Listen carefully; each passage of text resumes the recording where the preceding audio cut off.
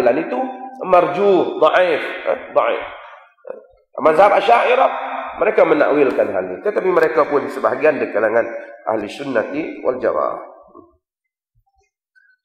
Walau bagaimanapun, yang pentingnya hadis ni Nabi kata dia tu Allah Subhanahu wa taala Maha Suci Tuhan ni turun pada 1/3 malam yang akhir dan berkata, siapa yang minta pada aku nak beri apa yang dia minta. Siapa yang doa pada aku nak mustajab. Siapa yang minta, aku nak beri. Doa belum tentu minta. Kadang-kadang kita doa minta sembuh. Kita doa kita minta jauh. Kadang-kadang kita minta Allah bagi. Kadang-kadang kita doa kita minta Allah jangan bagi. Jangan main benda tu. Doa umum tapi minta kadang-kadang lebih khusus pada doa. Kita minta benda tu mah. Siapa minta Allah dah aku nak bagi. Siapa yang istighfar, aku nak ampun. Siapa istighfar, aku yang ampun. Oleh kerana banyak benda yang menyebabkan terhalang antara kita dengan kebaikan. Antara kita dan cahaya petunjuk ini ialah dosa. Maka bila satu orang tu istighfar selalu kepada Allah, maka dia akan dapat melihat benda yang dia tak dapat lihat sebelumnya. Dia akan dapat faham, comprehend benda yang dia tak dapat faham sebelumnya. Ini istighfar, keajaiban. Maka sebab itu kita Quran sebanyak mungkin ayat Allah menyuruh kita istighfar dan membanyakkan istighfar. Daripada Jabir bin Abdullah, dia menyatakan dia mendengar Rasulullah sallallahu alaihi wasallam menyebut, inna minal lail la sa'ah la yuwafiquha rajulul muslim yas'alullaha khairan min amri dunya wal akhirah illa a'atahu Allahu iyyahu wa dhalika kullal lailah. Nabi kata bahawasanya pada satu malam, pada tiap malam ada satu saat di mana tidak seorang muslim berdoa kepada Allah. Bila kena pada saat tu dia minta pada Allah kebaikan dunia dan akhirat, melainkan Allah bagi. Waktu itu ada pada setiap malam. Ada pada setiap malam. Sebab tu bila kena pada waktu itu terus mustajab. Maka kita pilih 1/3 yang akhir. 1/3 yang akhir. Mudah-mudahan Allah Subhanahu wa taala berikan kebaikan dan berikan sentiasa kelazatan untuk kita, untuk bangun, untuk berdoa padanya pada waktu malam. Wa an Ubadah, sebelum tu. Dan kemudian Nabi SAW sebut juga wa duburas salawatil maktubat, dan selepas sembahyang fardu. Selepas sembahyang fardu ni ada dua tafsiran di kalangan para ulama. Yang pertama maksudnya selepas daripada selesai membaca tasyahud, sebelum memberi salam. Ini yang ditarjihkan oleh Syekhul Islam Ibn Taymiyah rahimahullahu ta'ala. Dia kata pada waktu itu, sebab iaitu sebelum kita bagi salam kita doa mustajab. Kita doa banyak-banyak mustajab. Jadi kita doalah apa yang kita mampu dengan bahasa kita. Yang kedua, yang sekurang-kurangnya kita doa apa?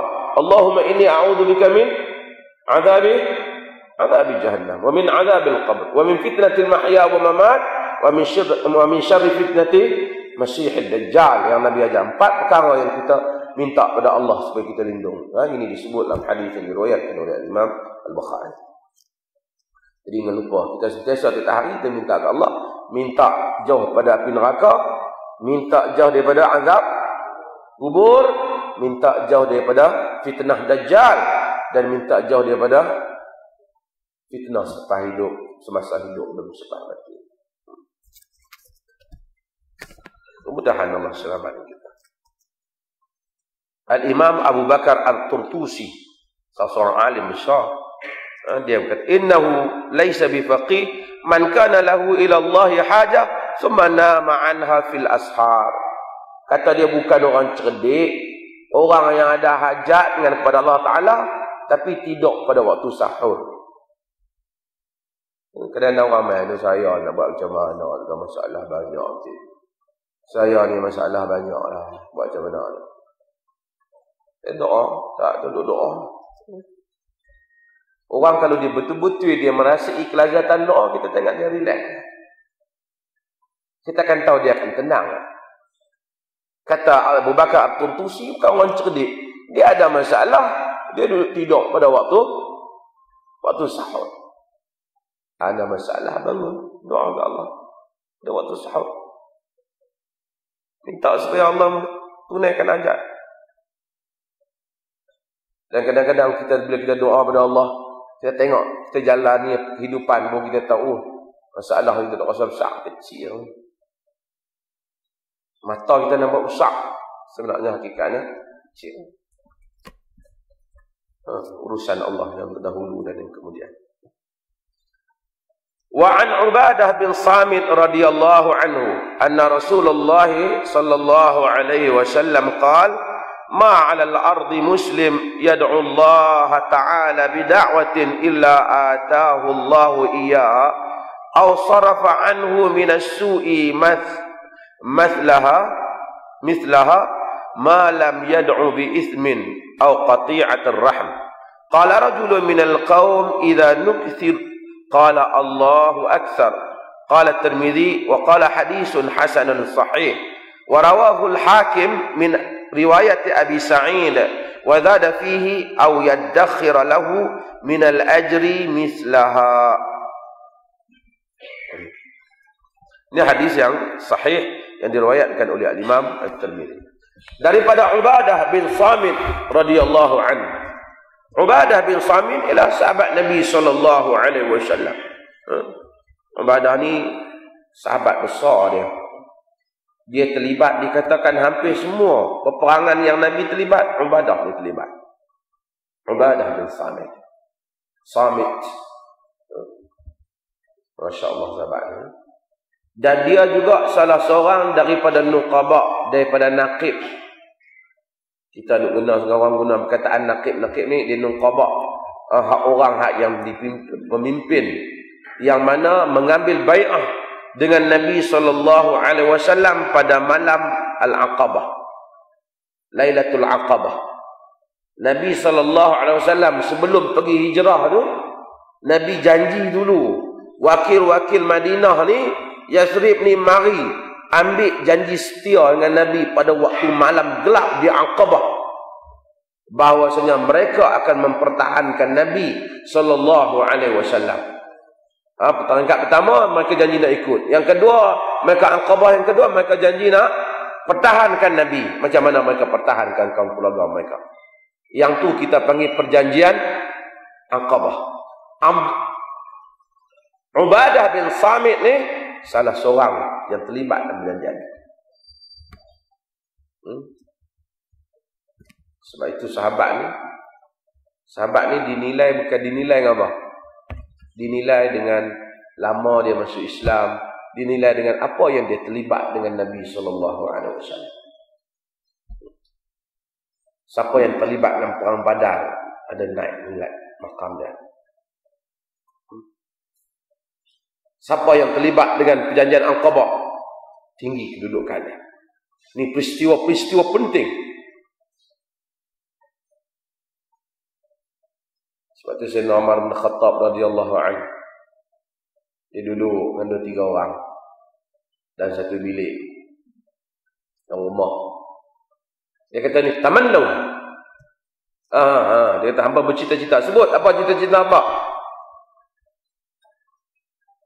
Kau ni kata, aku cita-cita kalau boleh biar rumah ni dipenuhi dengan emas. Aku nak guna emas ni untuk jihad. Nak belanja infak fi sabilillah. Kawan ni lah tanya, tamanna, cita-cita. Kawan ni kata, kalau boleh dalam bilik ni ada harta banyak ni, semua ni aku guna, aku infak fi sabilillah. Kata Umar, "Lau kuntu mutamanniyan latamannaitu baitan aw daran mamlu'an birijalin ka'amthali Abi Ubaidah al-Jarrah." Kalau aku boleh bercita-cita, aku nak cita-cita satu tempat macam ni dipenuhi oleh lelaki-lelaki seperti Abu Ubaidah al-Jarrah. Umar nak ajak mereka, insan, manusia, human resource lebih penting daripada harta. Sumber manusia tu lebih penting daripada harta. Kalau sebagian riwayat dia sebut Abu Ubaidah Al-Jarrah dan Muaz bin Jabal. Aku tak mahu harta, aku mahu orang. Orang yang boleh berjihad, orang yang jujur, orang yang ikhlas. Kalau aku boleh bercita-cita, aku nak cita-cita Abu Ubaidah di sini. Penuh orang menjadi Abu Ubaidah. Ini nilai yang diletakkan oleh sahabat dan nilai orang lain. Umar bin Khattab radhiyallahu anhu. Aina Umar? Di mana Umar? Kita kehilangan. Sebab itu pada zaman Umar Al-Aqsa, Umar bin Khattab, budak-budak menyanyikan Palestin nyanyikan, Aina anta ya Umar? Di mana engkau wahai Umar? Hal sami'ta mal khabar? Innal aqsa yantazir. Di mana engkau wahai Umar? Adakah kau mendengar khabar? Sesungguhnya Al-Aqsa itu menanti kau. Umar pakai tak hebat macam pemimpin Arab. Umar tak ada baju hebat macam pemimpin Arab. Tapi Umar mengambil Al-Aqsa dengan hebat. Zahid. Orang nak cakap pasal orang zuhud, maka Umar orang zahid, orang zuhud. Sebab tu kadang-kadang kita tafsir zuhud ni salah tafsiran. Kita ceramah tentang zuhud dan sufi lah. Kalau nak ceramah tu untuk kali 5 Umar bin Khattab radhiyallahu anhu. Satu hari dia tengok orang jalan buat style apa? Buat style warak, kan? Buat style zuhud, orang pretending, menunjuk kat orang.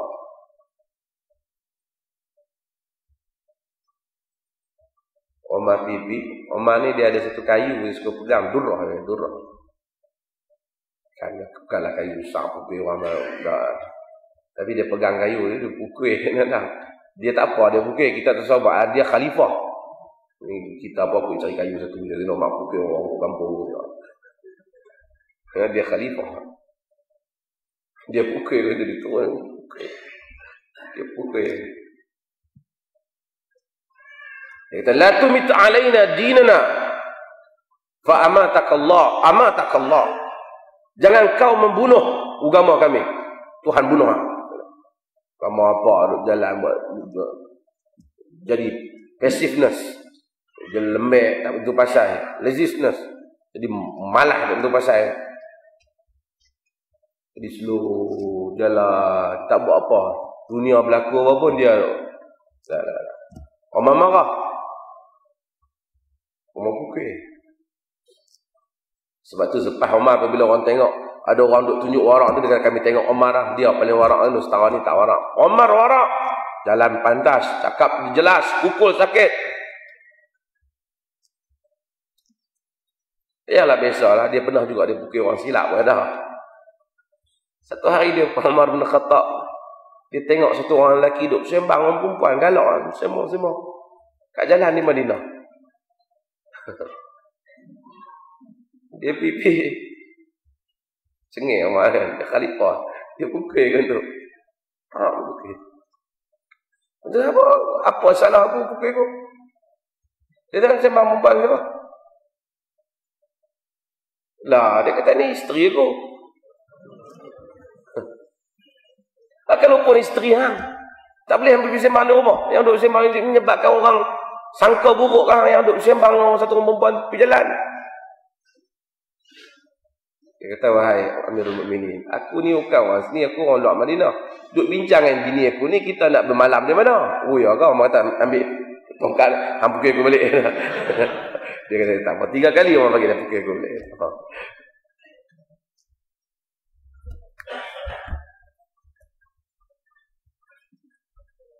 Abu Ubadah, Ubadah bin Samit, Ibn Samit. Ubadah bin Samit adalah sahabat Nabi sallallahu alaihi wasallam. Dia hidup sampai kemudian dia pergi ke Syam. Abu Ubadah Dia pergi ke Syam dan di Syam ditakbir oleh Muawiyah bin Abi Sufyan. Muawiyah ni ahli politik. Orang selalu kutuk Muawiyah, tapi sebenarnya Muawiyah menangani masalah politik pada zamannya. Dia mengambil pendekatan politik berdasarkan keperluan zaman itu. Walaupun Umar tak suka dia. Kita tahu dalam riwayat bahawasanya apabila Umar pergi, Umar dengar orang beritahu kata Muawiyah ni dia ada macam setiausaha dah. Ada sekretari dia. Bila orang nak jumpa dia, tak boleh. Nak kena jumpa. Sekretari dia cakap dengan sekretari dia beritahu dah. Jadi benda ni sampai pada Muawiyah. Bila Umar ke Syam, dia buka Masjid Al-Aqsa, dia tahu kan. Muawiyah sambut dia. Dia buat tak tahu kat Muawiyah.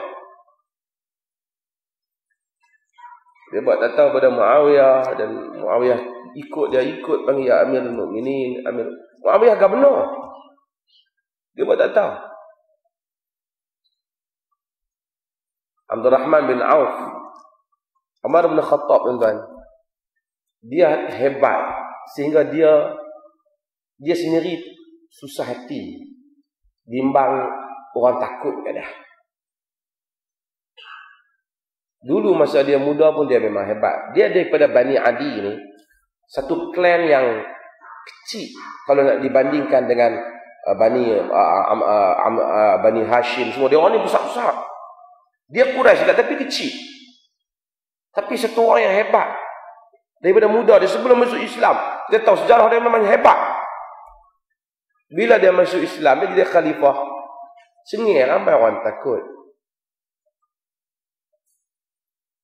Sehingga bila dia gunting rambut dah, gunting rambut dah. Dia batuk tukang gunting rambut tertikam tangan dah. Terpotong tangan gunting rambut tu. Takut kat Umar. Bukan Umar ni kejam pun, tapi hebat dia tu. Dan dia dengar benda tu dan dia bayar ganti rugi. Dan dia pernah bayar diat kepada seorang perempuan dan sebahagian riwayat disebabkan kerana dia panggil perempuan tu nak jumpa. Pasal dia dengar kata perempuan ni ada orang lelaki selalu duk jumpa dia nanti di Madinah. Bukan Umar nak pukul dia, Umar nak tanya. Dia dengar, perempuan tu dengar Umar panggil dalam perjalanan tu, gugur dia punya kandungan dia kerana ketakutan. Dan Umar bayar diat. Sehingga ramai sahabat-sahabat yang dekat berbincang